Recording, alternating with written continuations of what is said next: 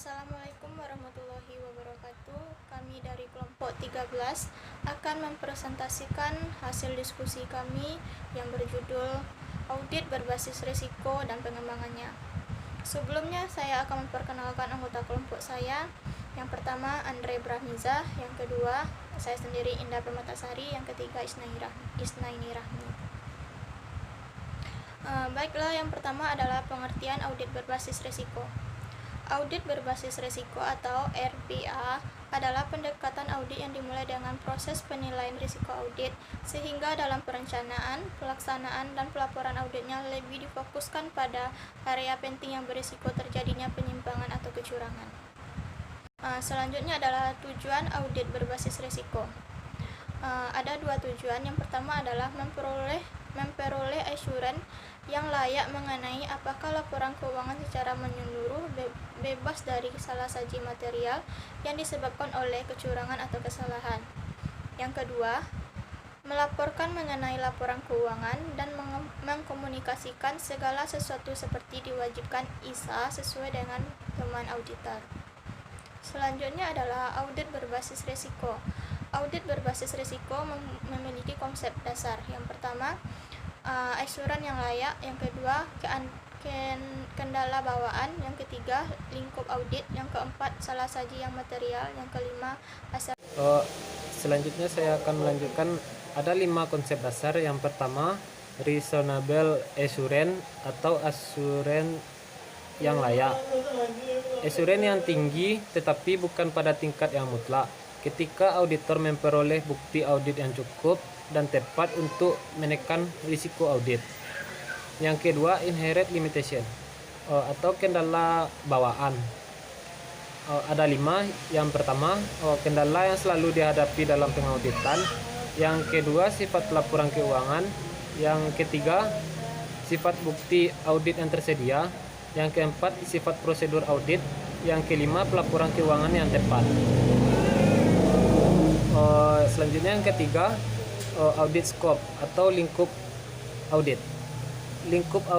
Lingkup pekerjaan auditor dan opini yang diberikan dibatasi pada menjawab pertanyaan, apakah laporan keuangan dibuat dalam suatu hal yang material sesuai dengan kerangka pelaporan keuangan yang berlaku.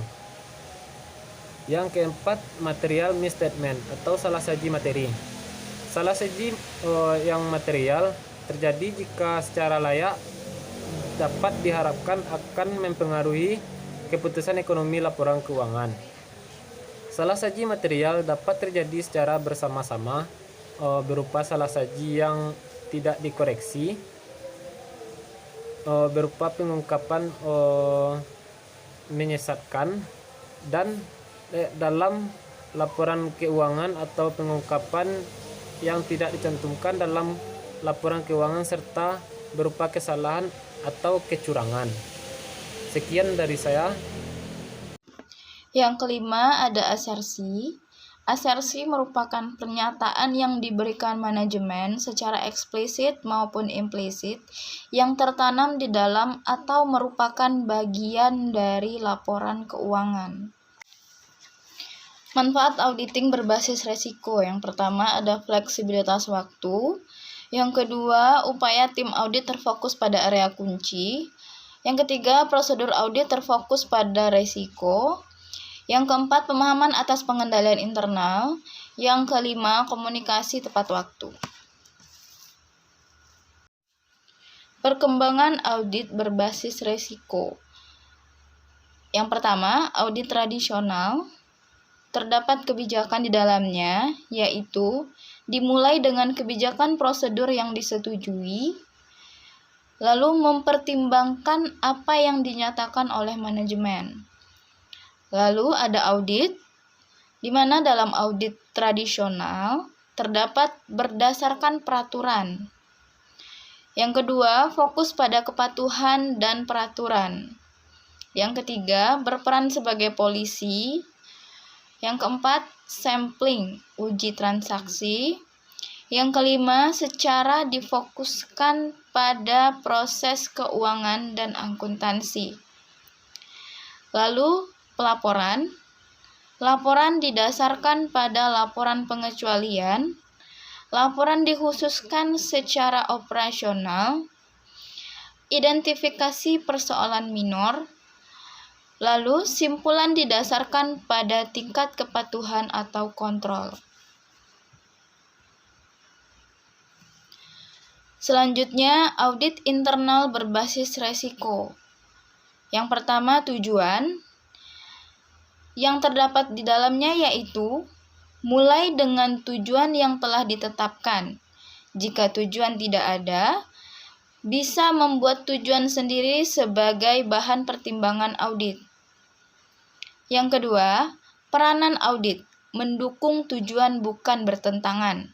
Yang ketiga, tujuannya harus mencakup sistem, proses, dan unit kerja. Lalu resiko. Yang pertama, mempertimbangkan resiko signifikan organisasi di masa depan. Yang kedua, monitoring sikap atas resiko.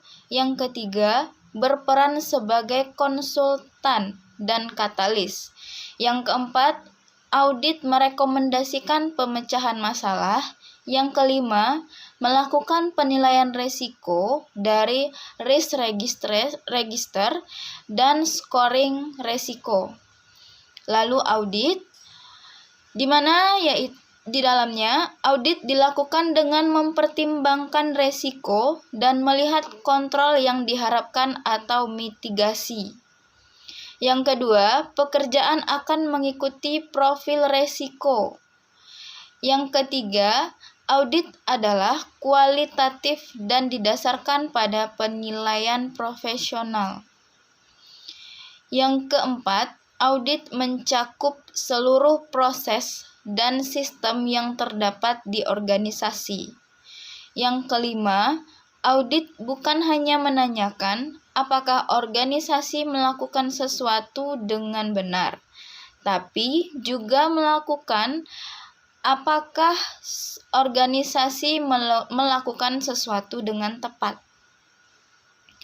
Lalu pada pelaporan, yang pertama, resiko diprioritaskan pada tingkat strategik dan operasional penting. Yang kedua, kualitatif dan penilaian profesional dipakai untuk pemeringkatan dan kesimpulan resiko. Yang ketiga, laporan menjadi suatu dialog dan didiskusikan dengan manajemen. Yang keempat, rekomendasi bukan resep, tetapi adalah saran. Terima kasih.